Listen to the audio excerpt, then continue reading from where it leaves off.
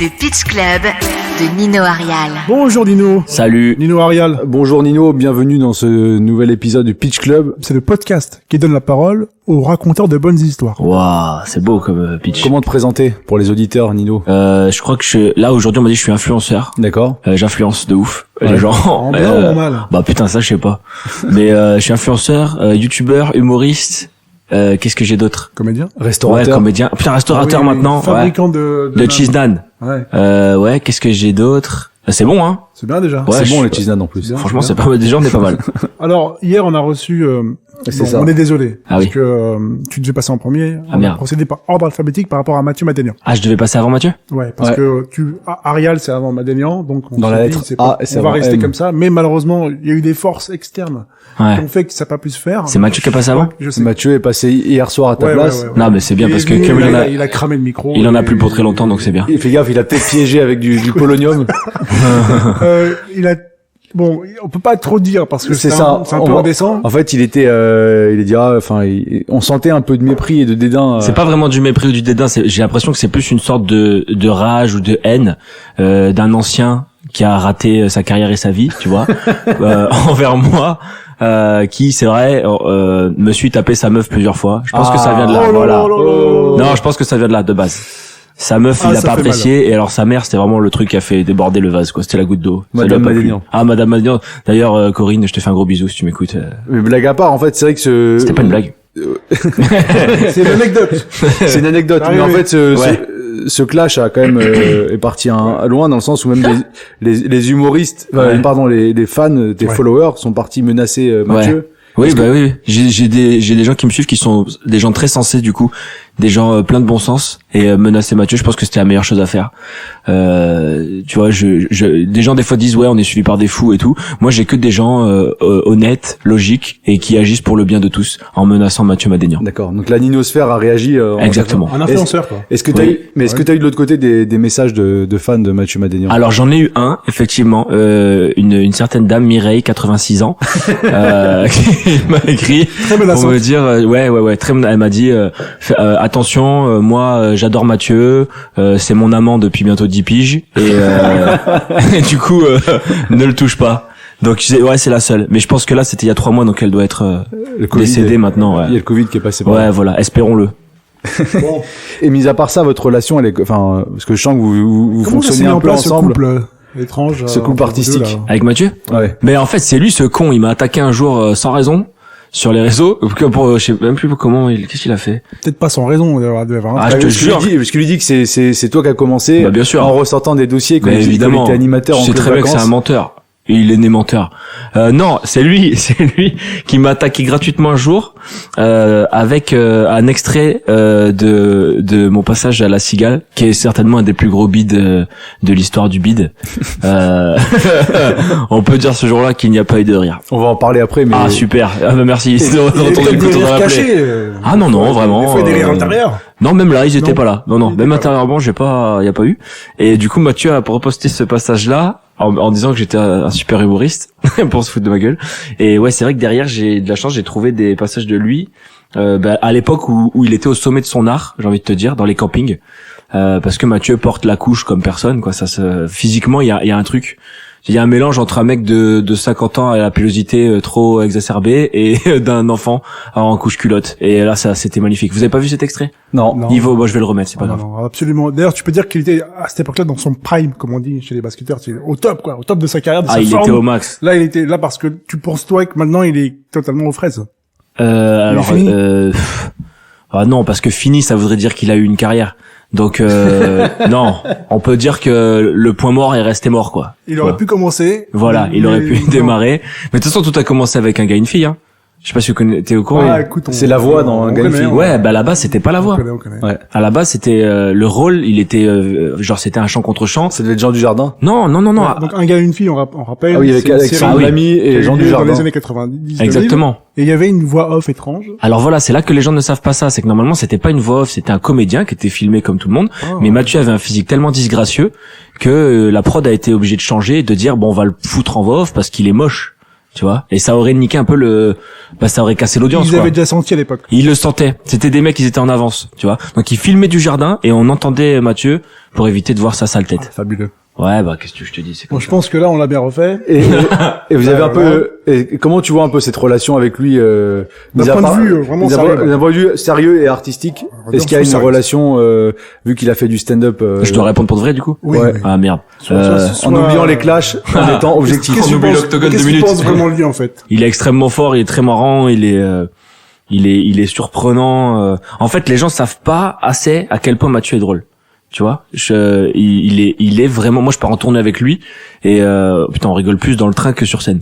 Il est très très Dans la très vie, quoi, il est marrant. drôle. Ah, il est extrêmement drôle, Mathieu. Il est Les vraiment Américains, ils ont une extrêmement drôle. expression, c'est les funny bones. C'est-à-dire que le mec, il a l'ADN du rire en lui, il est... Ah bah lui, c'est Funny Bones, mais avec un c'est F comme ça. majuscule. Il est extrêmement marrant. Et bon bah du coup, non, c'est cool de l'avoir parce que t'imagines, moi je démarre en stand-up. Et du coup, je l'ai pour m'aider, me dire ça c'est bon, ça c'est pas bon, fais attention à ça. Et puis lui, il démarre sur les réseaux sociaux, hein, ça fait que 20 ans qu'il est dessus, donc c'est pas ouf pour l'instant. Bah, à l'époque, il y avait que le Minitel. Ouais, Minitel, ouais, c'était bah un peu- ouais. c'est pas Ah, il est facile, de l'époque Il Minitel. avait une page Skyblog aussi. 15 Exactement. Exactement. Il livrait des sextoys, apparemment. Ouais, c'était ça son En job. personne. Ah ouais, exactement. Xavier Niel à l'époque. Je crois que c'est... Et il avait pas de sac pour les mettre, donc il les mettait où il pouvait. Et donc ça se passe comment quand tu fais une scène, après il vient de faire des retours directs, où il te laisse, Avec Mathieu? ouais. Non, Mathieu est toujours très bienveillant. Même s'il y a un truc qu'il aime pas ou qu'il trouve pas ça ouf, il va pas te le dire. Il va trouver une façon détournée de dire c'est bien, mais tu pourrais faire mieux en faisant ça ou ça. Et du coup, ouais, il me fait beaucoup de retours sur ce que je fais. Après, des fois, il regarde. Des fois, tu joues, il vient, il regarde au lieu de juste tendre une oreille, il regarde carrément et à la sortie, il te dit ouais, ça c'était pas mal, c'est pas. Mais au final, t'apprends jamais autant avec Mathieu que juste en parlant avec lui de ce qu'il a fait, de sa carrière, de ses 3 spectacles. Tu vois, c'est là que t'apprends le plus. Tu vois, sur ce spectacle-là, j'étais concentré là-dessus, sur ce spectacle-là, j'étais concentré sur autre chose. Et t'apprends beaucoup plus, je trouve, dans la vie en parlant avec lui. C'est pas un mec à qui tu dis Mathieu, regarde mon texte et dis-moi si c'est bien et rajoute des vannes. Ouais. C'est pas ça le but. C'est plus d'écouter son... T'imagines, c'est un mec, il doit avoir 20 ans d'expérience. C'est comme si j'arrive dans une boîte et le mec en face, il a 20 piges derrière lui. Ouais. Tu vois? C'est genre Yoda, quoi. C'est... Ouais, en moins beau, mais c'est un peu... ça serait plus Chewbacca si tu l'as vu torse nu. Mais ça marche. La comparaison fonctionne. C'est pas mal. Le Pitch Club. T'as eu la très bonne idée d'ouvrir un resto indien qui s'appelle Indian Street Food dans le 20e qu'on vous recommande. Et tu l'as ouvert le jour de l'annonce du confinement par Édouard Philippe, qui était à oui. l'époque Premier ministre. Eh ben c'est ça. Ça s'appelle avoir le pif, ça, dans le business. Ça c'est avec... T'es sûr que c'est pas Mathieu qui a envoyé des Ah, c'est ondes possible. Putain, le traître. Non, possible, je pense que je suis fait pour ça. Hein. Je pense que s'il y a des gens qui veulent ouvrir des boîtes, appelez-moi juste avant et on va se mettre d'accord sur un planning. Tu vois, si tu veux ouvrir une boîte, je sais pas moi, de lavage de vêtements, Ou que t'as un concurrent que tu veux appelle-moi. couler. Et, ouais, je peux te détruire une boîte en te donnant juste le nom, la date à laquelle il faut que tu En fait, ouvres. faut faire le contraire de ce que tu vas dire. Ah mon dieu, je suis vraiment éclaté. T'es Mais lent. c'est pas de chance, hein, en vrai. Hein. L'anti-oracle. Ouais, c'est ouf. Mais ça se passe comment? Alors raconte-nous un peu donc tu prépares ton resto, tu fais les travaux, tu coupes le ruban, comme on Comment dit. l'idée est venue, en fait? Le resto? Ouais. À la base, c'est parce que un humoriste s'appelait Pedro Mito, qui a D'accord. maintenant disparu. Rest in peace. Enfin non, du coup, il est dans mon Il est resto, mais il a derrière disparu les de la fourneaux. scène. Ouais. Il s'est reconverti. En fait, ouais, il a arrêté l'humour et il m'a dit, j'arrête, je vais ouvrir un resto à la place. Est-ce que tu veux me suivre? Et moi, comme je voulais pas perdre mon pote, parce que c'est un milieu où, en fait, tu côtoies que des gens du milieu finalement, Ouais. parce qu'on a le même rythme de vie. Bon, sauf là avec le couvre-feu, on retrouve le rythme de vie des gens normaux, mais on a un rythme qui est particulier. Du coup, le seul moyen de le garder, c'était d'ouvrir avec lui. Donc en fait, j'ai mis l'oseille, on a fait les travaux, on a eu les cuisiniers, on a fait la carte, on a testé les produits, et le jour où on a dit on ouvre, à 19h, je crois, je faisais une story, je disais ouais, c'est ouvert, ça y est. On était encore en train de nettoyer les vitres et tout, et je crois à 20h, je sais plus lequel c'est des deux, Macron ou Édouard Philippe. C'est Édouard Philippe. C'est Édouard Philippe. Il est arrivé, il a dit bon les mecs, on ferme. Allez, ça sert à rien. Fermez les restos. Super.com. Ah mais t'entendais pas des rumeurs déjà, parce qu'à l'époque il parlait d'un confinement. Bah si. Mais on savait pas c'était un... Non, mais en fait, Un les fait. rumeurs, tu les as. Mais nous, ça faisait Ouais. 1 an qu'on était sur le projet. Ça Ah faisait oui. 1 an qu'on D'accord, avait. 1 an de... Et ouais, pour acheter, t'achètes pas un resto comme t'achètes des chips. Donc on était arrivé, on avait pris le local, on avait fait les travaux. Ça faisait 1 an. Et le jour, on a dit bah vas-y, on ouvre, on verra bien. Et le jour J, bam, dans la D'accord. gueule. Et tu t'es lancé là-dedans parce que t'avais une appétence pour la cuisine indienne ou Ouais. Tu veux la version officielle ou officieuse? comme tu veux. J'en ai deux. Alors vas-y, la Alors version officielle. l'officiel, lors d'un voyage en Inde, j'ai pu découvrir les saveurs de ce pays délicat et délicieux et exactement, Voilà. notamment. Et j'ai voulu faire goûter à mes compatriotes français tout le plaisir qu'il y a à manger de la nourriture indienne. D'accord. Et la version Ça c'est pour officieuse. RTL, c'est un truc de ouf. Hein. Je suis chaud de ouf, je Ça, suis c'est prêt. le storytelling à l'américaine. Je suis tellement prêt. Bravo. La vraie, Pedro, du coup, je lui ai dit, mais on ouvre quoi comme resto? Il m'a dit, je sais pas, mais je connais un mec, il est cuisinier. Il s'appelle comment? Rakesh. Bon, voilà, c'est réglé. Ça sera indien. Qu'est-ce qu'il sait Voilà. faire? Voilà, il sait faire des cheese naan. C'est bon. Allez, c'est réglé. C'est exactement ça. Et puis bon. Mais c'est bon de ouf, hein. Tu sais, la street food, Ouais. c'est quelque chose qui Dans l'air du qui temps. est amené à cartonner dans les prochaines années. Bah ouais, ça marche bien là Donc, déjà, c'est tu vois cool. les franchises bientôt. Ouais, on est censé en ouvrir un autre l'an prochain. Après le super. Covid, nous en a mis un bon pet quand même. Oui, mais après t'as un concept qui est carré, t'as Ouais, un ça marche. logo, t'as une carte et tout. Donc c'est Franchement, Tiens, ça un truc, fonctionne, ça c'est cool. parce que t'as bossé du coup quand même malgré le confinement. Pendant le confinement, tu devais faire des livraisons. Enfin, t'as emporté. Oh putain, j'ai fait la livraison. Bah oui, parce que Ah ouais, t'as fait des livraisons toi Ouais. en personne. Ouais, parce que pendant le confinement, comme on savait pas encore. Tu sais, je dis, on ouvre la porte, on ferme le resto. Donc Ouais. déjà c'était carré. Et derrière, on savait pas comment ça marchait Uber Eats, Ouais. Deliveroo. Donc pendant un moment, pendant le confinement, c'est moi qui ai fait les livraisons. D'accord. C'est bizarre ça. Ah ouais. Bah oui. Et tu Tu t'es frappes chez tombé. les gens, bonjour. Je t'ai déjà vu quelque part, toi. Ouais. Tu fais pas des vidéos? Je dis, ouais. Ah, d'accord, mais ça marche pas fort, les vidéos en ce moment, hein. Le mec fait des livraisons en plus. Je dis, non, c'est mon resto. Donc ouais, c'était un moment un peu bizarre. Mais c'est cool, j'aime bien comment faire, en fait, ça m'a sorti un peu de mon truc de faire de la scène, faire des vidéos tout le temps. Au final, c'est aliénant, ça rend ouf. Alors que là, d'un coup, tu reviens dans la vraie vie. C'est-à-dire, tu vas dans le froid, livrer de l'Indien, les gens, ils t'engueulent. Une fois, j'ai frappé à la porte, il y a un mec, il a ouvert. Il m'a grave mal parlé, ce bâtard. Il me dit, c'est froid? Je dis, non, je crois pas, enfin, j'arrive de là-bas. Si c'est froid, je vais appeler ton patron. J'ai dit, frérot, ça tombe très bien, parce que je suis là. Donc, dis-le-moi tout de suite, si t'as un problème, comme ça, c'est fait. Il me dit, ah ouais, non, pardon, mais les livreurs, en général, ils prennent du temps, après ils arrivent, et si tu leur dis, t'appelles leur patron, ça les calme. Je dis, ah ouais, putain, j'en apprends tous les jours sur la vie. C'est-à-dire que le mec m'a mis un coup de pression à moi, alors qu'il voulait parler à moi. En plus, ça te fait de l'inspi pour des sketchs. Ouais, C'est je l'ai dur pas au encore resto. fait pour l'instant. Mais, ouais, Qatar. Vis ma vie de resto. livreur. Ouais, Qatar me dit de m'en servir, mais pour l'instant, j'ai pas encore. Si, le seul truc est que, Alors Kader Aoun, on précise. Hein. C'est ça, Ouais, Kader c'est Aoun, Kader Aoun. qui est ton metteur en scène, c'est ça maintenant. ouais, lui, c'est le maître Yoda pour le coup. D'accord. Ouais, Mathieu, c'est vraiment Chewbacca, en fait. J'ai réfléchi. En fait, c'est vraiment ça. Ah, d'accord. Ouais, c'est lui qui, je sais même pas ce qu'il fait, en fait, Comment dans la vie. tu travailles avec Kader Aoun depuis combien de temps? On a commencé pendant le confinement. Ah, Mais c'est tout frais. Ouais, c'est récent, ouais.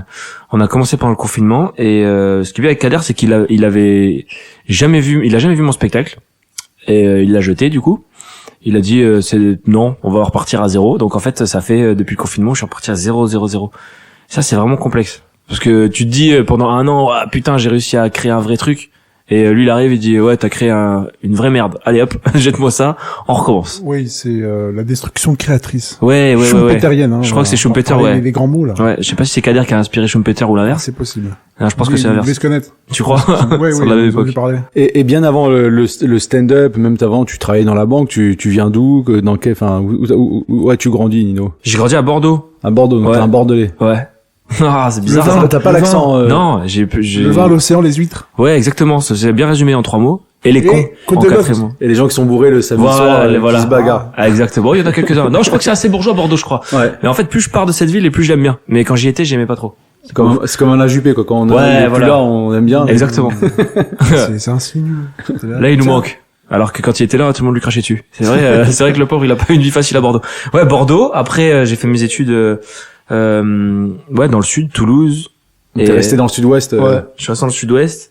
Comme étude, t'as fait, enfin, parce qu'après, tu deviens Banquier. Ouais. Donc, tu fais des études. J'ai fait un bac plus 5, ouais, mais ça aussi, c'est le grand mystère des écoles de commerce en France. C'est quoi? J'ai fait une école de commerce, j'ai fait un bac plus 5, RH et communication. Et à la fin, il y a un mec qui Ça est a rien à venu, voir, en plus, ah, rien. Et un mec qui est venu de Société Générale, il me dit, bonjour, on cherche des apprentis. Je dis, ah, il me dit, ouais, tu t'as fait quoi? Je dis, RH et communication. Tu sais, pour être sûr de pas être pris.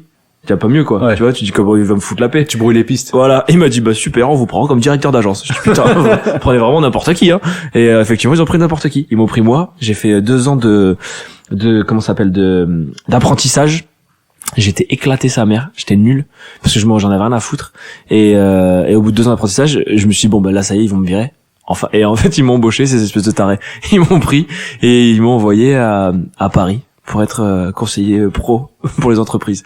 Alors là, c'était marrant. Pas pour moi, mais oh ouais, c'était drôle. Hein. En quoi c'était drôle? Mais parce que j'étais nul. C'est-à-dire que j'en avais rien à foutre. C'est-à-dire, un jour, pour faire une blague à un collègue, je vais le voir, il y avait un client à moi, il avait signé son chèque derrière, et il me l'avait donné. Et je vais voir un collègue, je dis oh regarde, le client il se prend pour une star, il m'a fait un autographe.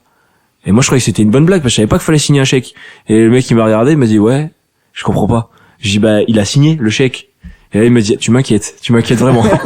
tu sais pas qu'il faut signer un chèque. Et t'as fait 4 ans en banque. Je dis ah ouais merde, faut signer un chèque, je savais pas. Ah ouais quand même. Mais ouais, mais franchement j'en avais vraiment. Mais tu t'en foutais. Ah ouais, vraiment. En fait, parce que c'est important. C'est quoi ton rapport justement à ce moment du travail auquel t'as été confronté? Parce que j'ai l'impression que tu t'es retrouvé un peu là-dedans par défaut. Ouais. Et donc la survie. C'est quoi? C'est la survie? Tous les jours. Je me levais le matin, je me disais comment je vais réussir à faire croire jusqu'à ce soir que je suis banquier. Et c'était chaud. Hein. Ça passait par la cravate, ça passait par le costume. Mais après sur place, quand il y avait des mecs, mais c'était vraiment du grand n'importe quoi. C'était le Loup de Wall Street. J'avais des mecs en face de moi qui disaient ouais, je voudrais faire un prêt, 1 million d'euros pour acheter un immeuble et tout. J'étais là moi ah ouais, pas de problème. Ouais, y a pas de souci, on le fait. Et le mec me disait ah ouais, vous faites des prêts d'1 million d'euros. Je dis ouais, y a pas de problème. Le but du jeu c'est de me débarrasser le plus vite possible du client en disant oui, pas de problème, on va le faire. Après le mec partait, j'allais voir les autres. On fait des prêts à 1 million d'euros. Le mec il me disait mais non, t'es un ouf. Ah merde.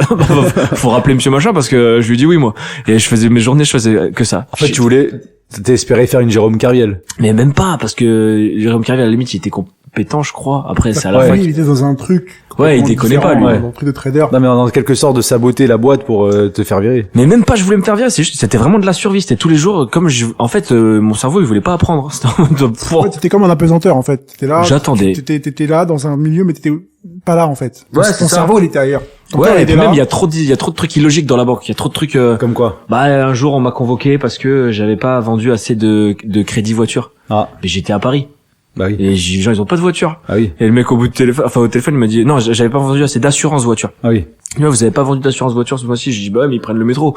Il me dit bah ouais mais qu'est-ce qu'on fait? On les convainc d'acheter une voiture. Comme ça, après, on leur colle l'assurance voiture. Je dis, ah ouais. Et comme ça, on colle le crédit voiture. Je dis, ah ouais, vous êtes loin dans le game, les gars. Tu vois, c'est des mecs qui réfléchissent pas comme moi. Et la fois où je l'ai vu le plus, c'est, le boss. Mais genre là, quand lui, il t'appelle, c'est chaud. C'est un peu comme, quand Dieu, il t'appelle dans la religion, tu vois. Ah bah. Il te passe un coup de fil, c'est chaud. Ben, là, c'est pareil. C'est un mec, c'est genre le boss numéro 4, 5, 6 qui appelle l'agence où j'étais. Et moi, mon boss, plus 1, il me dit mec c'est très très chaud là. Là t'as le boss qui est au téléphone, il va te niquer ta grand-mère. Et je me retrouve là, je prends le téléphone, pas de ouf en fait. Ouais, donc et je prends l'appel, poum, j'étais avec ma stagiaire, j'avais une stagiaire, ça aussi c'est inconscient, je comprendrai jamais. Ils m'ont donné une stagiaire à moi, elle en savait plus que moi la meuf, c'est très bizarre. Et j'avais la stagiaire en face, je décroche, le mec il m'incendie. Ouais, vous vous rendez compte, vous êtes le plus nul, nanana, vous faites aucun objectif, on sait même pas pourquoi on vous paye. Et je coupe le micro. Et je dis à ma collègue en face, la stagiaire, elle me dit waouh c'est chaud mec, tu te fais éclater. Je dis regarde bien, regarde comment je vais avoir une promotion. Il a terminé de parler, j'enlève le micro et là j'approche et je dis vous avez terminé? Il dit oui. Je dis écoutez moi tous les matins quand je me lève j'ai qu'une envie, c'est de me mettre sous les rails du métro. Et quand je pense à mon travail, j'ai qu'une envie, c'est de laisser une lettre et dire qu'à cause de la Société Générale, j'ai envie de me suicider. Et là, le mec en face a changé de voix. Calmez-vous, tout va bien se passer. Venez, on va vous rencontrer. Venez. Si ça va pas, il faut en parler dans votre travail et tout. J'ai été augmenté. Grâce à la souffrance au travail. Bah.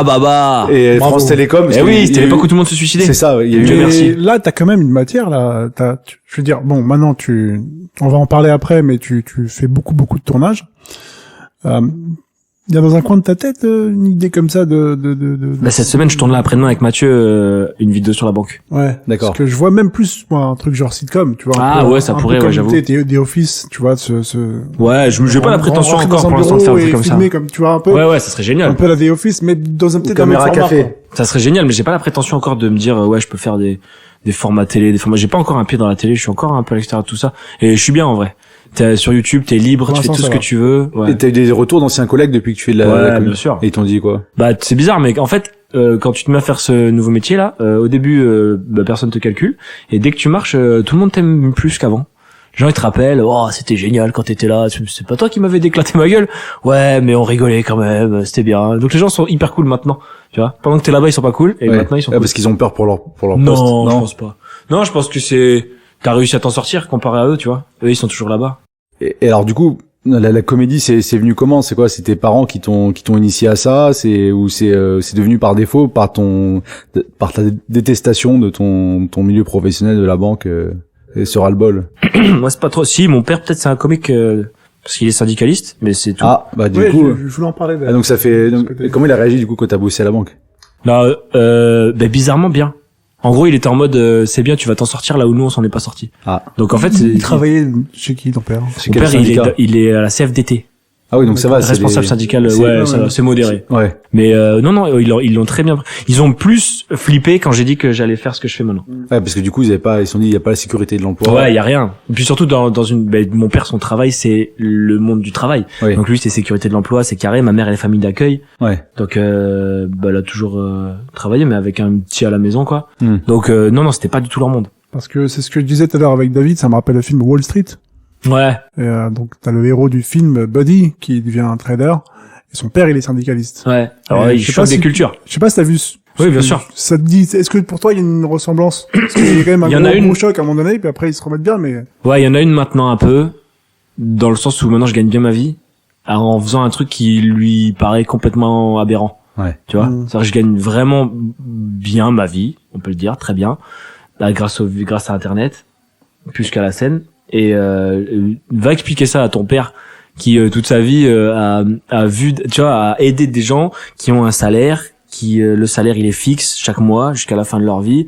Et toi t'arrives et tu gagnes des sommes astronomiques pour des vidéos. Même lui il me dit mais je comprends pas comment tu peux gagner autant d'oseille. Les gens ils regardent ta vidéo que t'as tournée avec tes potes, je comprends pas. Et ça c'est un monde qui lui est un peu étranger quoi. Donc maintenant ils le comprennent hein. Comprennent l'idée de tu fais du placement de produits donc ça fait de la pub pour telle ou telle marque. Mais ouais, c'est sûr que en fait le mieux je crois dans la vie c'est de pas parler d'argent avec tes proches. Au moins c'est réglé. Parce qu'en plus Bah, tu les inquiètes. tu les inquiètes ou alors tu passes pour prétentieux. Ouais. Moi en plus l'oseille, j'en ai rien à foutre, c'est un truc qui m'intéresse pas du tout. D'accord.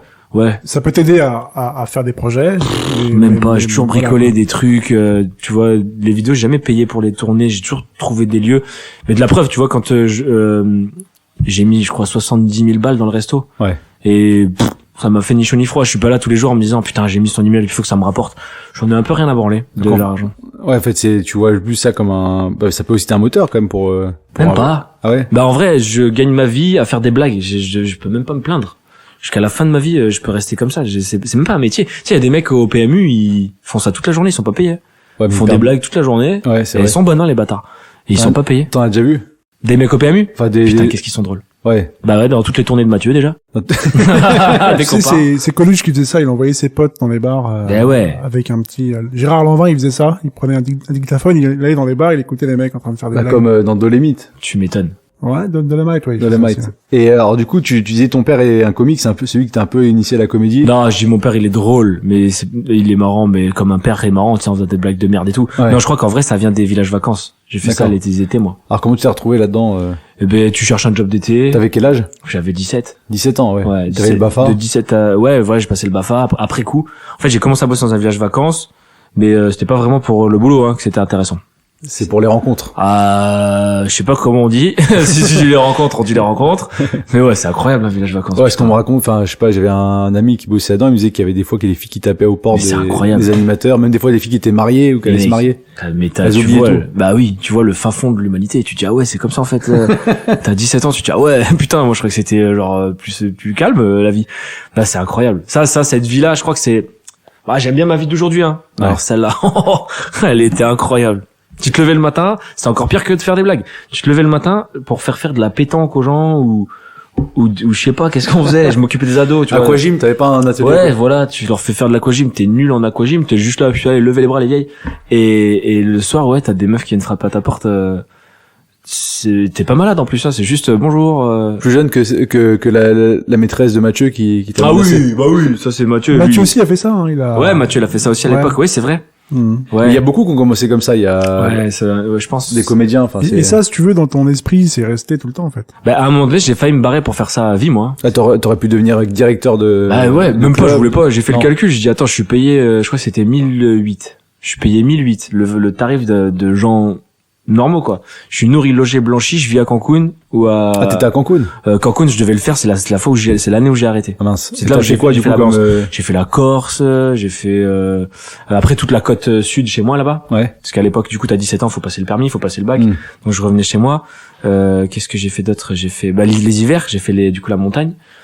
Et ouais, quand ça a commencé à partir, quand on m'a dit écoute, étranger, Club Med, Cancun et compagnie, là je me suis dit ah putain, je 1800 balles, nourri, logé, blanchi, que pour faire de la pétanque. Les gars, c'est extraordinaire comme vie, putain. Et t'avais quel rôle justement avec tes collègues? Enfin, t'étais un peu le leader ou t'étais Ouais, moi j'étais avec les ados quand j'ai commencé, je D'accord. m'occupais des jeunes, et après je suis passé animateur sportif. Ça, c'est un grand mystère aussi de la vie, ça.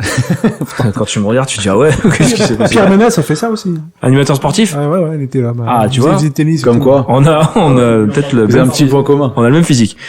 J'adore Pierre en plus, il est Et hyper cool. l'humour aussi, hein. Ouais, Pierre il est Ménès, drôle, c'est Pierre. très très drôle. Oh, le bâtard est très très marrant. Il pourrait faire de la scène, hein. Et donc tu faisais donc animateur sportif, donc Ouais. t'étais un peu on te mettait un peu sur plusieurs postes pour le village vacances, et t'as apporté quoi ce Bah, passage? j'ai fait ça en fait, j'ai fait anime enfant, enfin ado, ensuite anime sportif une année, et après on m'a passé directement responsable d'animation. Et là, j'étais très très jeune, j'avais 20 ans. Ouais. C'était trop jeune par rapport aux autres quoi. Ouais. Les autres responsables c'est vers 28, 29 ans. Ouais. Mais la scène, j'adorais ça. Du coup, je créais des spectacles là-bas sur place. D'accord. Donc déjà, il y avait déjà les premiers signaux. Ouais, c'est là-bas que j'ai vraiment fait beaucoup de scènes. Et donc tu créais des sketchs ou tu reprenais des trucs qui étaient qu'on Non, faisait dans les... non, voilà. En fait, dans les villages vacances, on reprend des trucs que Oui, tout le c'est monde ça. fait d'année en année. Et en fait, la première année, moi, j'ai fait ça, et la deuxième, j'ai commencé à créer mes spectacles. C'est-à-dire, je me disais, tiens, qu'est-ce que j'ai envie. En fait, je faisais un mix. Tu vois, dans les villages vacances, il y a beaucoup de chorégraphie. Oui, c'est ça, la chorégraphie du ouais, village. voilà, les gens ils aiment bien voir les chorégraphies du village. Je sais pas pourquoi d'ailleurs, parce que c'est naze de ouf. Ouais, mais ça fait kiffer. Ça fait partie du truc. Et du coup, moi, je m'amusais. Et ben, c'est là que Pedro, d'ailleurs, l'humoriste, était venu avec moi en village. Ouais. Je m'amusais à prendre, par exemple, Aladdin. Ouais. Je dis vas-y, je vais faire les chansons d'Aladin. Je donnais aux meufs, je dis allez, faites des danses. Ouais. Et nous, entre chaque, on venait faire du stand-up pour faire évoluer l'histoire. Donc D'accord. on venait déguisé en personnage de trucs, sauf que c'était des vannes de stand-up dans une histoire qui, du coup, ça parlait aux adultes. Les enfants comprenaient pas forcément tout, mais ça parlait aux adultes. Les enfants étaient contents de voir les danses, et du coup, c'est des spectacles qui Et marchaient. ça, c'était écrit, vous écriviez les trucs avant. Ouais, on écrivait en début de saison quand on était avec les vieux. En avril-mai là, on écrivait, et après juin, juillet, août, on faisait le spectacle entier. Non, franchement, je crois que c'est pour l'instant c'est mes meilleurs souvenirs de scène, c'était incroyable. Donc tu dis peut-être à des jeunes humoristes qui n'ont pas commencé, peut-être commencer par là avant de faire de la scène. En fait, ça te forme. Déjà, tu vois, quand tu montes ici, quand tu montes sur scène à Paris, t'es déjà Ouais. en stress. T'as l'impression quand même, il y a une certaine, c'est important quand même. Tu te dis ah ouais, il y a un tel. Tu sais que ta carrière elle peut décoller à tout moment avec tel ou tel sketch, telle ou telle rencontre. Ouais. Donc déjà, avoir fait de la scène avant, je pense que ça te libère un peu. Tu montes un peu plus détente. Le Pitch Club de Nino Arial. Et alors donc après t'as fait la banque, on en a parlé, et après tu t'es remis dans la Et, comédie. à quel moment tu décides t'arrêtes la banque d'un coup? J'arrête la banque parce que j'appelle le comment ça s'appelle là, le mec qui s'occupe des gens, le RH. Ouais. Et je lui dis écoute cousin, je suis pas bien. Ça va pas. Ça fait 3 ans que je suis là, je sais toujours pas monter un prêt. Je pense que je peux être plus utile à la Société Générale dans un service com, dans un truc où il y a de la créativité, quelque chose à faire quoi. Et le mec m'a répondu une phrase un peu sèche. Il m'a dit excusez-moi monsieur, on vous a embauché pourquoi? J'ai dit c'est-à-dire. Il m'a dit votre métier là c'est quoi? J'ai dit bah je suis conseiller pro Société Générale. Voilà. Donc on vous a embauché pour ça? J'ai dit oui. Bon ben voilà, on se revoit dans 5 ans. J'ai dit comment ça? Il dit bah un poste c'est 5 ans, on se revoit dans 5 ans. Dans 5 ans on fait un petit bilan, si ça s'est bien passé, vous avez le droit de reprendre un poste pareil, si ça s'est mal passé, on verra ce qu'on fait. J'ai dit Hallucinant. 5 ans.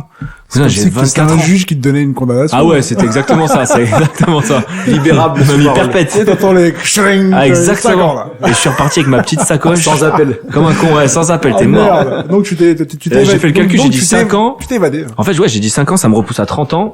Imagine, ça veut dire que je serais sorti là maintenant. Ouais. Et du coup, ouais, j'ai dit à mes collègues, je suis rentré le midi, j'étais un peu fracasse, j'étais en mode ah ouais, je suis niqué de ouf.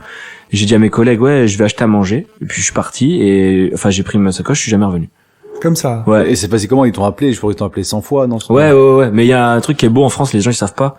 C'est que quand tu fais un abandon de poste, c'est considéré comme faute grave. Donc t'as droit au chômage, t'as droit à toutes les aides, à tout. En fait, les gens souvent ils ont peur de quitter leur taf parce que si tu démissionnes, t'as droit à rien. Donc tu gagnes plus d'oseille. Et en fait, avec ce système-là, faute grave, en fait, faut faire le mort pendant un mois. Faut pas décrocher au téléphone, faut pas ouvrir le courrier, faut faire bien vraiment... prouver que t'as faut pas être envie mort. d'y retourner. Faut vraiment être mort.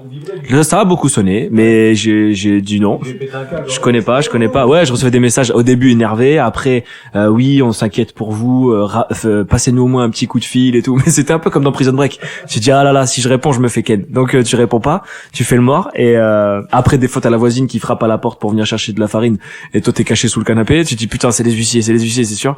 T'es confiné? Ah, je me suis confiné de ouf pendant un mois et demi. Et après tu reçois une première lettre, la première elle te dit oui, vous êtes pas présenté à votre taf, vous êtes où? La deuxième lettre, elle te dit là, celle-là elle fait flipper. Ouais, on va venir avec les huissiers, on va tout vous prendre, votre vie elle est terminée et tout. Donc tu lis, là faut être solide sur les appuis. Tu dis alors oui, ma vie elle est finie, tout ça, d'accord. Tu plies la lettre, tu la fous dans un panier. Et la troisième, elle te dit vous êtes libre. Allez, c'est bon. On vous envoie un chèque, c'est bon, terminé, barrez-vous. Et à partir de là, t'es au chômage. Et donc là, c'est quoi? C'est le début d'une nouvelle vie? Ah ouais, là c'est ouf. Le kiff. Ah ouais. 25 ans. Donc là, tu te dis comment tu dis c'est quoi la prochaine étape après ça? J'avais 25 piges, je me dis OK, qu'est-ce que je vais faire de ma vie? Je sais que j'aime bien la scène, j'avais fait 2-3 plateaux. Je me dis OK, j'ai plus d'oseille, donc je rencontre un mec à ce moment-là qui est un ancien client à moi dans la banque qui me dit moi je fais de la com. Donc viens si tu veux et tu vas faire de la com dans ma boîte de com.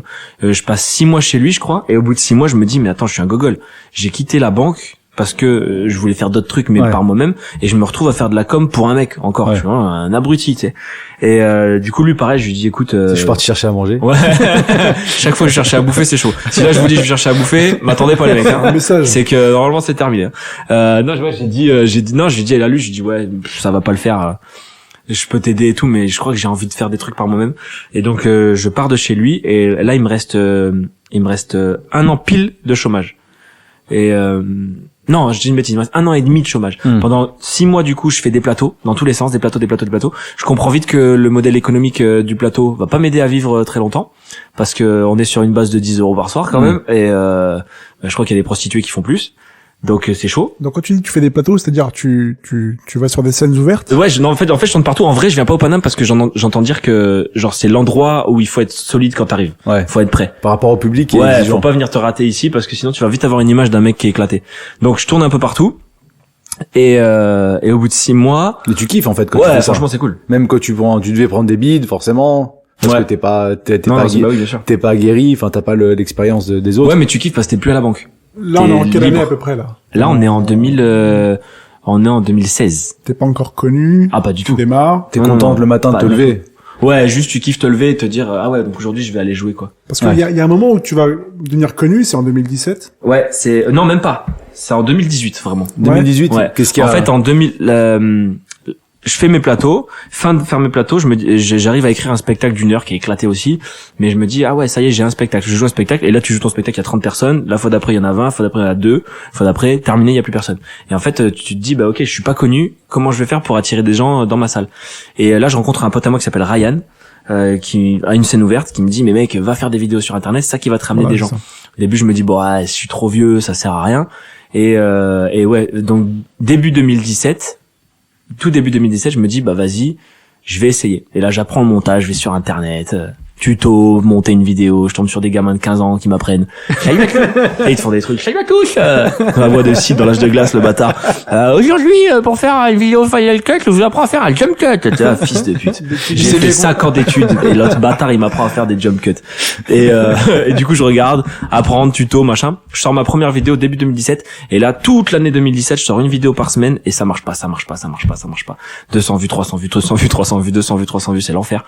Et fin 2017, en octobre, je sors une vidéo sur le harcèlement qui est pas drôle du tout. C'est ça dont je voulais te parler. Bah c'est celle-là qui me fait décoller en fait. C'est la seule vidéo pas drôle. Ça, il fallait se poser des questions peut-être. Hein. Un thème sociétal. Ouais, un thème sociétal. Tu donnes ton avis. Ouais, en fait, bah c'est là où en fait je me révèle être pas mauvais au final. Mais je le savais pas. Donc pendant 1 an, je fais des vidéos comme tout le monde. Et en fait, c'est ce truc-là qui me fait décoller. Et cette vidéo, elle fait 3-4 millions en 24 heures. C'est énormissime. Et puis c'est très personnel, c'est-à-dire que tu abordes un sujet très grave, l'harcèlement en milieu scolaire, qui peut aboutir à des drames. J'ai vu que tu avais fait des tournées dans des collèges. Ouais. T'as parlé avec des mots. Ouais, on m'a appelé pour faire des interventions et bah c'est cool parce que quand tu fais une intervention avec tes humoristes, ça passe mieux que alors attention, faut pas harceler hein. En plus la vidéo, elle dit clairement que moi je toujours un peu fait partie du club en face, sans être en face. Ouais, c'est-à-dire que en fait, voilà, tu dis, voilà, si tu ne fais rien, t'es avec. Bah ouais, moi j'ai toujours fait ça. Je me suis jamais fait harceler, je pense. Et mais j'ai pas été harceleur non plus, j'étais pas méchant comme gamin. Mais par contre, ouais, un mec qui prend une balayette, je rigole. Tu vois, et je vais pas l'aider à se relever avec une belle musique derrière. Je suis en mode, il est tombé, c'est marrant, tu vois. Et puis surtout un enfant de 6e à l'envers avec son sac, ça on dirait une tortue, c'est drôle, tu vois. Il est là, il balaye avec les pattes, c'est marrant. Et bah du coup, ouais, j'écris cette vidéo dans cette optique-là en me disant, bah je suis peut-être un peu plus dans la mouvance du mec qui harcèle que le mec, enfin, ou en tout cas par mon silence, que le mec qui défend. Et du coup, ben, mon point de vue, c'est un coup de chance, hein. Le point de vue parle beaucoup plus aux gens que de prendre l'un ou l'autre.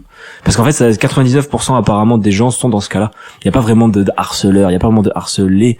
99% des gens sont juste témoins du truc et disent rien et c'est, on rigole, quoi. Donc, la vidéo cartonne. À partir de là, il y a Minute Buzz qui m'appelle pour que je sois auteur chez eux. Je deviens auteur chez Minute Buzz de début 2018 à octobre 2018. Et après t'es parti aller chercher à manger. Et ouais, pareil, encore une fois. Et ouais, octobre 2018, je me dis bon bah les vidéos, ça y est, je sais en écrire pour les autres. Ouais. Je suis un débile si je le fais pas pour moi. C'est-à-dire que toi, tu veux toujours rester dans le contrôle de ce que tu fais. Bah ouais, c'est génial de faire voilà. ce que tu kiffes, toi tout seul. Et donc je suis en autonomie depuis octobre 2018. Et donc là, l'accession à la notoriété, du coup. Ouais, c'est là que ça arrive. Qu'est-ce qui change Notoriété vite fait, mais franchement rien. En vrai, c'est ce que je dis souvent, la notoriété, il y a des gens qu'on connaît, comme Inès, elle a accédé à la notoriété, genre. Inès Reg, ouais, qui a fait grâce à sa vidéo. Elle a fait une marche, quoi. Elle était pas connue du tout. Sur sa réplique, elle avait paillettes dans les yeux. Elle est pas connue du tout, d'un seul coup, boum, elle passe à très connue. Ouais, c'est devenu pop culture, un peu. Ouais. Elle, c'est vraiment, elle est vraiment passée de 0 à 100 km/h en 2 secondes. Moi, je fais des paliers. Moi, j'ai eu d'abord 10 abonnés, 100 abonnés, 1000 abonnés, tu vois, 20 000, 30 000, 50 000, 100 000, 200 000, 300 000, et c'est par palier. Donc en fait, je vois pas vraiment le... T'as pas de mecs qui disent ouais, vas-y, on fait un selfie? Si, il y en a, mais c'est pas... Des fans de Madanian, peut-être, tu crois? Non, parce qu'ils sont tous décédés, eux. Mais non. Pas dans un cimetière, peut-être qu'il y a des fantômes qui vont se réveiller. Non, je l'ai, mais je veux aussi, ça va le faire quand je vais... Putain, décidément, quand je vais à Disney, par exemple, tu vois. Là, il y a trop de... Ah, je veux bien. Quand je vais à Disney, ouais, il y a pas mal de jeunes qui se retournent ou qui viennent, ou quand tu es dans un endroit où il y a des gens qui aiment les humoristes, tu vois, Paname par exemple, oui, ça arrive. Mais non, parce que t'es identifié comme Exactement, parce que les gens ils te regardent, ils se disent ah ouais, je l'ai déjà vu ce mec-là en vidéo, j'ai déjà vu ce mec-là sur scène, j'ai déjà vu ce mec-là quelque part. Mais en vrai, c'est pas, tu sais, les mecs qui disent ah la notoriété c'est dur à gérer, bande de mythos. Le Pitch Club. Alors, au niveau de la vidéo, alors j'ai vu dans une interview, t'as dit que, en fait, tu répartis en fonction de qui te regarde. Ouais, YouTube, exactement. Tu t'as vu c'est ça où? Pour les ados. Je me souviens plus. Ah, c'est incroyable. Une interview que t'as fait. Ok. Facebook, Instagram pour les jeunes. Ouais. Plus que ados, là. Et Facebook pour les fans de Mathieu. Donc, oui, c'est ça. Comme dans ta fabrication d'humour, parce que c'est le Pitch Club, hein, donc on parle de ça. Ouais. Comment donc tu élabores maintenant tes sketchs? Comment j'élabore? Ouais, en fonction du public. Sur internet, tu veux ouais, dire? tu tries tes idées, là je fais ça pour ça, je fais ça pour ça. Ouais, sur internet, je fais vraiment que ça, c'est-à-dire que je vais avoir une idée dans la journée, je vais directement la classer, tu vas me dire ah ça va par là, ça va par là. Après les thématiques, quand je fais des thématiques comme quand je t'ai dit je fais la banque, bah ça c'est un long thème, donc ça va aller sur YouTube. Après quand il y a un sujet d'actu, tu vois, en ce moment, ça vaudrait le coup de parler de liberté d'expression, laïcité. Ouais. Ça, c'est Facebook. Parce que les jeunes, ils en ont rien à foutre de tout ça. Et après, Instagram, c'est un peu le chemin moyen, c'est le fourre-tout, tu vois. C'est-à-dire... c'est un peu transversal. Ouais, c'est transversal. C'est des gens qui ont mon âge, tu vois. Un peu moins peut-être, mais ou peut-être plus même. Mais ça reste très transversal. Le pire, c'est TikTok. Pourquoi? Ah, ce serait un réseau d'enfants. Ouais. Donc c'est très visuel, c'est des comédies visuelles. Exactement. Faut que ce soit très visuel, en plus, il y a un truc très paradoxal parce que plus tu fais du truc pour enfants, plus les adultes s'éloignent de toi, plus tu fais des trucs pour adultes, plus les enfants s'éloignent de toi. Le problème c'est que c'est les enfants qui te font gagner de l'oseille sur internet parce que c'est eux qui partagent, qui commentent, qui like, qui te font beaucoup de vues, mais c'est les parents auprès de qui t'as envie d'avoir une crédibilité, les adultes, tu vois. Quand on dit enfants, en fait, c'est entre 8-9 ans et 14-15. Ouais, même moi 8-15 hein. Moi, les 15 ans, si je peux les éviter, je les évite, hein.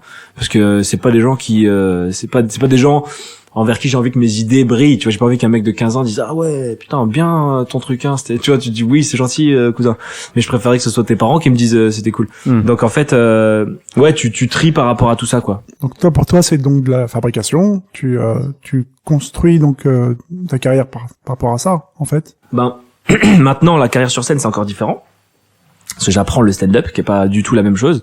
C'est en vidéo, tu peux faire une vidéo où t'as 2-3 blagounettes et ça passe. Et tu fais 1 million de vues avec ça. Tu as 2-3 trucs tu le mettrais sur scène, ça passerait pas. Mais en vidéo, ça passe. Et sur scène, c'est très différent. Sur scène, tu viens, tu fais une blague. Si les gens ils sourient, t'as pas gagné. Les gens ils te disent ah oui, c'est sympa. Là, c'est carré, t'es mal. Et il faut créer le rire dans une salle. Donc c'est pas du tout la même façon de travailler. Et puis Kader m'amène à travailler d'une façon que j'ai jamais travaillé, tu vois. C'est-à-dire? Eh déjà moi j'ai un gros défaut du coup, c'est que j'ai fait beaucoup d'Instagram et sur Instagram pour choper l'attention des gens, parle fort, sois hyper énergique et d'un seul coup ça va perturber l'œil des gens et ils vont s'arrêter sur toi et te regarder. Je me suis habitué à ça. Sur scène t'as pas besoin de ça. Sur scène t'as des mecs comme Paul Mirabel, comme Jimo, des types Gymna, ouais, ils parlent au ralenti les mecs, ils sont tout calmes et ils vont marcher aussi bien voire mieux que moi. D'ailleurs Paul ou les plus anciens que moi marchent mieux que moi parce que t'as pas besoin d'être plein d'énergie pour que ça marche. Parce que justement, je me rappelle quand je te voyais arriver au début au Paname, sur scène, t'étais une boule d'énergie. Ah, j'étais full énergie, ouais. Et ça, c'est le travail avec Kader. Il m'a dit, allez, pareil, calme-toi, t'es pas sous cocaïne. Voilà, exactement. Détends-toi, ça va bien se passer. Et en fait, t'es plus drôle quand t'es vraiment toi que quand tu fais semblant d'être un truc. Tu vois, quand tu joues un mec qui fait du stand-up, t'es moins dans la vérité. Et moi, dans la vraie vie, quand je vais te parler de Mathieu, je vais avoir ce ton-là, cette façon de parler-là, ce truc un peu dédaigneux. Alors que quand je montais sur scène, j'étais très hey bonsoir, comment allez-vous, cirque Pinder, tu vois. Et ça animateur. Ou animateur, exactement. Village vacances. Exactement. Bah ouais, peut-être que j'ai des envies d'aquagym qui reviennent, on sait pas. Mais c'est pas comme ça que je vais faire une carrière, tu vois. Alors il y a une question qu'on pose à pratiquement tous les comédiens. Est-ce que tu fais du stand-up et si c'est le cas, qu'est-ce que tu penses du stand-up aujourd'hui? Comme style humoristique qui s'impose de plus en plus. Ouais, je pense que ça on a connu la période sketch noir. Après on a connu la période Gad Elmaleh. Quand tu dis sketch noir, c'est-à-dire que tu fais un sketch plan, enfin dire station des lumières rideau. Et tu repars sur un sketch dans le one man show. Tu fais des personnages. D'accord. Après on a connu Gad. Enfin, on a connu, il est pas mort, hein. Gad, Jamel, qui faisait des trucs très one man show. Ouais, mais avec un stand-up qui est venu. Ça commençait à venir, qu'on le sentait. Et là, c'est la nouvelle génération qui est vraiment stand-up. Oui. La nouvelle génération, elle est vraiment stand-up. Parce qu'ils ont grandi avec le Jamel Comedy Club. Et puis la grosse diff, je crois, c'est que tu les vois dans la vie, c'est les mêmes mecs que sur scène. Moi, souvent, on me demande, ouais, mais Paul, il est vraiment comme ça, genre bizarre. Et je dis bah ouais, il est vraiment vraiment bizarre. Tu peux pas parler. Il a pas créé un personnage en fait. Non, il est comme ça tout le temps. On l'a toujours connu comme ça. Ouais, voilà. Et je pense que c'est ça qui doit arriver tôt ou tard à être le style d'humour prédominant. C'est-à-dire que un mec qui est marrant dans la vie te ferait rire sur scène, un mec pas marrant dans la vie. Alors qu'il y a des mecs qui ont réussi à tricher pendant des années. Je sais que Pierre Palmade, apparemment, tu manges avec lui, t'as envie de t'ouvrir les veines. Hein. Ouais. Apparemment, il est pas drôle le type. Et il a fait une carrière d'humoriste, attention les yeux. Ouais. Ouais, alors que ça, normalement, si le stand-up continue à bien évoluer, ça arrivera plus. Et alors justement, tu dis que tu travailles avec Kader. Est-ce que tu prends des cours de théâtre, par exemple, de comédie? Non, j'ai pas fait ça. Jamais? Non. Parce que certains, enfin. Ouais, bah, Mathieu, je sais qu'il le fait. Mais lui, c'est parce qu'il est très, très, très mauvais comédien. Ah, c'est pour ça. Oui, c'est pour ça. Je crois que d'ailleurs, il les paye pas, c'est remboursé par la Sécu. Il me semble. Ouais. Il me semble, il passe sa carte vitale, c'est bon, c'est payé. Ah, merde. Et, non, j'ai pas pris de cours de théâtre. C'est peut-être un tort. Mais je pense, en fait, j'en suis pas là. Tu penses, un jour, à un moment donné, travailler, je sais pas, pour tirer des émotions. Si tu veux faire, parce que, une fois, dans un live avec Alban Ivanov, qui est un peu à l'origine du Pitch Club, hein. On avait fait un live pendant le confinement. Il avait réagi parce qu'il disait que les stand-uppers peuvent tout jouer. Peuvent tout faire. Toi, tu te vois là-dedans à un moment donné, c'est-à-dire, tout ce que tu fais là, c'est pour te permettre de savoir tout jouer, tout faire.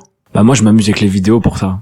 J'ai déjà mon outil de travail, en fait. C'est-à-dire que si demain je veux faire une vidéo, où dans la vidéo, je fais le mec triste, bah, je peux m'écrire moi-même mon truc, faire le mec triste et ça fera 1 million de vues, tu vois. Donc en fait mon outil de travail de jeu, je crois, il est en vidéo parce que en fait c'est moi qui décide de ce que je vais jouer, pas jouer. Tu vois, là on a fait une vidéo qui marche très très bien sur le kebab avec les copains d'ici. c'est moi qui décide. Est-ce que je vais jouer le raciste? Est-ce que je vais jouer le mec gentil? Est-ce que je vais jouer le patron? Est-ce que je vais jouer le stagiaire? Et en fait, ça me permet de travailler, et comme j'en tourne tous les jours quasiment, ça me permet de travailler tout le temps. Alors après, j'ai pas de direction. Ça, c'est le problème. C'est vrai que c'est moi qui décide.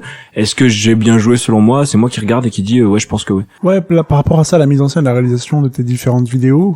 Ouais, ça, j'ai pas, non. C'est tout en autodidacte. Ouais. T'as des retours qu'on te fait, d'autres humoristes qui en ont fait d'autres? En fait, les retours d'humoristes, pour je bosser m'en avec fous eux. un peu sur Internet. Franchement, c'est le public qui décide là. C'est-à-dire que tu fais une vidéo, si elle bide, tu te dis, c'était pas bon.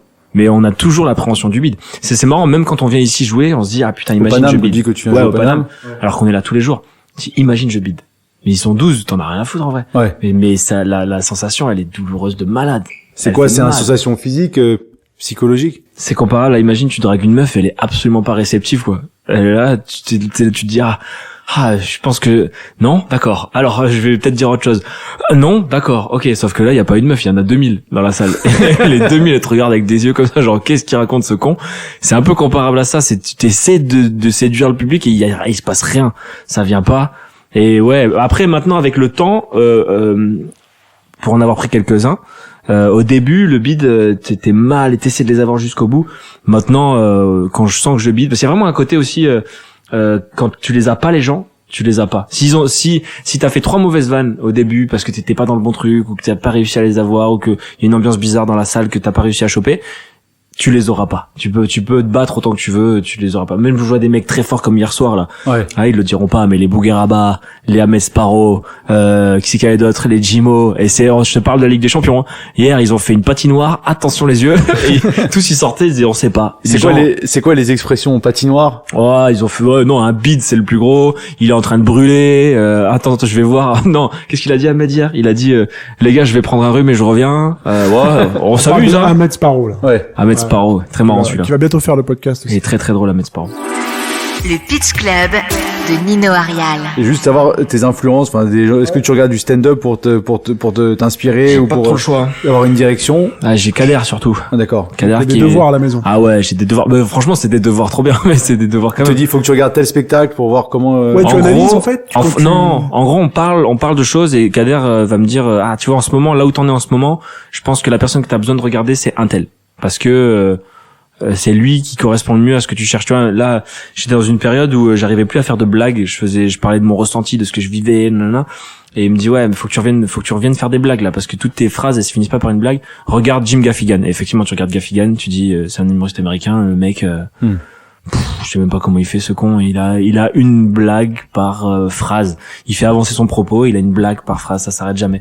Et puis à l'inverse, au bout d'un moment, je vais venir voir Kader, je vais dire, ouais, j'aimerais bien parler de là les tensions sociales qu'il y a en France. Là, il va me dire tiens, regarde Patton Oswalt, c'est un mec qui fait des trucs où il va parler de la société américaine, regarde Gary Goldman, et du coup il m'oriente comme ça en fonction de là où j'en suis. Et tu vois que ça a apporté des résultats justement, cette stratégie de.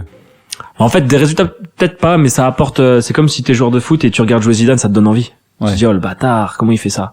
Donc t'as envie de faire ça. Mais je suis pas sûr ça. En fait, t'as l'impression de discuter avec eux quand tu les écoutes. Donc des fois t'as des vannes qui te viennent, mais moi j'ai des vannes qui me sont venues du coup, bonnes vannes, hein, mais sur la Constitution américaine. Qu'est-ce qu'on en a à foutre? Tu vois, en France, tu peux pas dire hey, Constitution américaine, qui vont dire oh là là. Donc en fait, ça te met juste dans une mécanique de vannes. Tu sais, ouais. Parce qu'en fait, on dit qu'il faut beaucoup écrire pour que ça devienne comme le cerveau est comme un muscle. Ouais. En fait, faut Après, moi, je crois que j'ai la chance. J'écoute ce qu'on me dit aussi. Ouais. Et Kader me dit ça, et j'ai la chance en fait de trouver des vannes naturellement. Oui. Ça, c'est du bol. Ça, tu peux pas y échapper. Oui, c'est pas en te mettant dans ton ordinateur ou avec ta feuille de papier que d'un coup la vanne va venir. Ouais, c'est même l'inverse. Les fameux funny bones, le talent, quoi. Ouais, j'arrive à faire ça comme ça. Par contre, après, une fois que tu me mets devant un papier, c'est plus compliqué. Je suis qu'est-ce que je vais écrire quand ça? Alors que, naturellement, je vais en sortir. Du coup, j'ai une méthode d'écriture beaucoup plus... T'as une rigueur comme ça, tous les jours, ou une routine où tu te mets à travailler pendant quelques heures? Ouais, mais de toute façon, on travaille H24, hein. Moi, je m'arrête jamais, je crois. Tout le temps. Sauf quand je dors, mais sinon, Même quand tu dors, des fois, il y a des... Ouais, ou tu notes un truc en dormant un peu. Des fois, mais en fait, non, je dors plus, je fais des cauchemars. Non, en fait, le truc, c'est que, il y a les humoristes, moi j'en croise ici, ils sont humoristes. Ok, le mec, sa journée, là, j'en ai vu. Rodrigue et Dimambro, ils sont en train d'écrire c'est des humoristes du Paname, ils sont en train d'écrire dans un café à côté. Ok, donc jusqu'à 15h, là, ils vont être là, ils vont écrire des trucs. Et moi, le problème, c'est que j'ai les vidéos les vidéos de chaque réseau. Ouais. Plus ton resto. Bon, le resto, c'est ce qui me prend le moins de temps parce que c'est Pedro qui gère, mais tu vois, au final, ça me fait. Tes En fait, journées sont pleines, je quoi. peux jamais m'arrêter. Ouais, quand ils ont dit confinement, maman, comme j'étais content, je dis ok, je mets juste en pause le stand-up et j'ai que les vidéos à faire. C'est-à-dire, je vais pouvoir prendre un peu de temps pour moi. Mais en fait, vu que j'ai beaucoup d'activités, je m'arrête jamais. Et au final, quand il y a un couvre-feu, ça me change pas trop la vie, plus que ça, tu vois. Par rapport aux vidéos, j'ai vu celle avec Mathieu, Franjo et Edgar Rive, qui est excellente. À la mafia. Ouais. J'ai bien aimé les découpages, en fait. Les plans répétés, accélérés. Tu sais, tu changes beaucoup les axes. Ouais, je le fais beaucoup. C'était voulu par rapport au format que tu voulais utiliser Ça sert à dynamiser, quoi. pour l'œil. Ouais. Parce que si tu mets, en fait, vu qu'on tourne sur YouTube, on n'a pas 4 caméras. Tu vois, Ouais. dans le ciné, tu vas avoir 4 caméras, une sur chaque mec, une en plan large, une au-dessus, une, je sais même pas pourquoi elle est là. Et bon, ça va peut-être servir. Et nous, on n'a pas ça. On a une caméra. Et donc, on filme un plan. Et après, c'est au montage, on Et à chaque joue fois, à vous faire répétez des la scène zooms. plusieurs fois. On la Et- répète plusieurs Ouais. fois. Là, maintenant, je tourne avec 2 caméras pour que ce soit déjà un peu plus sympa. Mais ouais, sinon, là, on répète la scène plusieurs fois. Ouais, au niveau et- des dialogues, comment vous travaillez? C'est-à-dire, Bah, j'écris. Ouais. Et après, j'arrive sur le tournage, je donne au mec. Parce que chacun a son humour à lui, des fois. Et- Ouais, c'est ça qui est intéressant de tourner avec des humoristes, c'est qu'en général, ils vont bonifier ce que t'as fait. Ouais. C'est-à-dire que tu leur donnes un texte et ils vont trouver des trucs. Mathieu est redoutable sur ça. Il est très très fort. C'est-à-dire Instinctif, quoi. Il y a un Ouais. truc qui sent. qu'il te dit ce mot-là, il sera plus efficace que celui-là. Attends, au lieu de dire ça, je dis ça. Et tu rebondis comme ça. Et du coup, en fait, toi, t'arrives avec une base. Avant, je me faisais chier à aller jusqu'au bout de la vanne et tout, mais ça sert à rien parce que jouer avec des humoristes, le pire, c'est celui qui est passé là, Redouane. Alors lui, il est insupportable. Pourquoi? Ben parce que t'écris un truc, tu lui donnes à faire, il fait pas ça, pas du tout, ce que t'as écrit, tu t'es fait chier, mais il fait mieux. Il fait un truc qui est plus marrant. Donc tu peux pas rien dire, t'es là, tu dis En bon, impro. bah alors on regarde, hein, qu'est-ce que je te dise. Moi j'avais écrit que, je sais pas, ouais, tu vois, le kebab, tu viens, et toi, Redouane, tu me dis, il est pas bon, là. Et Redouane, il va dire, ok, pas de problème. Il te le fait, il te fait l'inverse. Mais ça deux- sauce après. il te fait un truc différent, mais c'est 2 fois plus marrant, donc tu dis, bah ouais, ok, je Et laisse. toi, t'as la Donc, avec- souplesse comme ça d'esprit, de... Bah, en fait, T'es faut tranquille, être- quoi. Ouais, et puis faut être humble. Il faut se dire, je viens avec un propos marrant, mon idée elle est drôle, mais si le mec en face il fait un truc encore plus drôle, bah, je vais pas lui dire non, non. C'est qu'il n'y a pas de rigidité. C'est-à-dire que toi, t'es Non. là, t'es tranquille, parce que il peut y avoir la rigidité parfois Ouais. sur des metteurs en scène. Ouais. On leur reproche des fois de tout vouloir trop faire.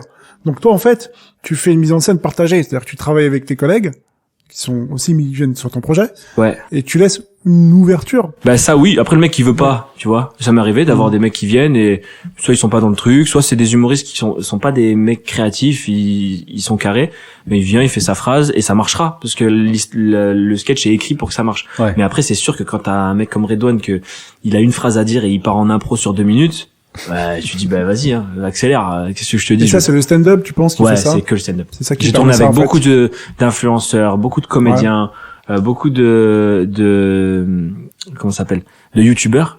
Ouais. Mais c'est les humoristes. Ouais. Le ça- fait d'être sur scène, le fait d'aller travailler sur scène, Là en fait ouais, on a ça donne l'habitude ça, quoi. d'improviser. Ouais. Tu vois, Ça donne une force. c'est 10 fois plus fort. C'est Donc, c'est une 10 bonne fois école. plus fort. Là, je viens de faire une vidéo du coup avec Boudère, Yacine Hitch, Ilyes Mela et il y a Charlie qui est passé nous voir. Jimna Et aussi. Jimna qui est passé nous voir aussi. Ouais. Et bah, tu peux pas faire plus drôle que des mecs comme ça. Parce que tu leur donnes une scène toute bête, d'un coup t'as Yacine qui se retrouve derrière avec un Ajax à Yacine, Yacine Hitch. très bon. Ouais, il est très drôle, Yacine Hitch, Yacine. je l'ai Très, vu dans très ta drôle. vidéo Burger. Mais voilà. C'est Impressionnant. marrant. Les autres c'est tous bons, hein. Lui, il m'a tué. Celle du kebab. Il m'a tué, là. Le coup des sacs, là, où il est là. Voilà. Mais ça, tu vois, ça c'est Ça, c'est écrit. de l'acteur, ça. Hein. Ça c'est écrit. Mais lui, il a le rajouté mec sa qui respire, version mais du la truc. façon dont il le fait, il chuchote. Je peux Et ce ça, qu'il tu dit. penses que ça vient du stand-up. C'est-à-dire que c'est des réflexes de Bah stand-upper, oui. ça. En fait, ce qui est cool avec un stand-upper, c'est qu'on a l'habitude de venir sur scène et de se prendre des shoots et de travailler tous les jours. Et il y a pas trop de grosses têtes, il y a pas de, parce que je suis connu, les gens ils vont rigoler. Donc, tu les mets sur un tournage, chacun cherche à être meilleur sur ce que tu lui as donné. Tu lui donnes, tu vois, Yacine, sur ce passage-là, typiquement, il devait être derrière. Moi, je voulais juste qu'il respire le sac, qu'il fasse une gestuelle. Et lui, il rajoute, ça c'est sûr, c'est recyclable, ça c'est sûr, ça c'est écolo, ça c'est bio, ça. Il rajoute des phrases comme ça, tu vas pas demander. Mais c'est 10 fois meilleur. Et même chose avec Ilyes. Ilyes, t'as des phrases, tu lui donnes juste des phrases et il va te rajouter des trucs en plus. Et ouais, c'est trop bien. Ok, bah très bien. Bah qu'est-ce qu'on peut te souhaiter pour la suite, des projets? Ouais, et puis pour ceux qui démarrent, c'est-à-dire que t'as des conseils à donner. Ah, moi, je peux pas donner de conseils, je crois que sur je scène, démarre. les gars, quoi. Moi, je pense que je démarre en vrai. Donc, si j'imagine, je donne un conseil, les autres Tu derrière, ils démarres, vont me dire, attends, ça fait frérot, 5 ans, quand même. calme-toi. T'as fait beaucoup de choses, hein. Ouais, mais j'ai fait plus en vidéo. J'ai fait plus en vidéo aujourd'hui que sur scène. Je sais, je suis pas prétentieux là-dessus. Je sais que j'ai fait beaucoup plus de réussite en vidéo pour l'instant que sur scène. Et tu vois, les mecs comme Redouane, ces mecs-là, eux, ils peuvent donner des conseils. Ils peuvent dire faites ci, faites ça. Moi, j'en suis encore au point où je m'entrave dans mes conseils. Je me dis ça y est, je crois que j'ai compris. Faut que je monte sur scène et que je fasse ça. J'y vais, voilà, je me ramasse. Je dis merde. En tout cas, faut écouter. Ouais, écoutez les grands, les anciens. Écoutez les anciens. Ouais. Même Mathieu. Sauf Mathieu. Ouais. Et bientôt un spectacle alors, tu travailles. On en parlait avec Kader pour septembre 2021. Mais chaque fois que le Covid vient foutre un croche-patte, tu repousses d'autant. D'accord. Mais c'est en projet. Ouais, je vais continuer à travailler avec Kader, continuer à travailler au Paname et continuer à travailler les vidéos. Et ça devrait le faire, dans un an. On te souhaite plein de réussites dans ce projet. Merci pour tout, Nino. Merci beaucoup. C'était un super entretien. C'était très cool, merci beaucoup. À bientôt dans le Pitch Club. Le Pitch Club.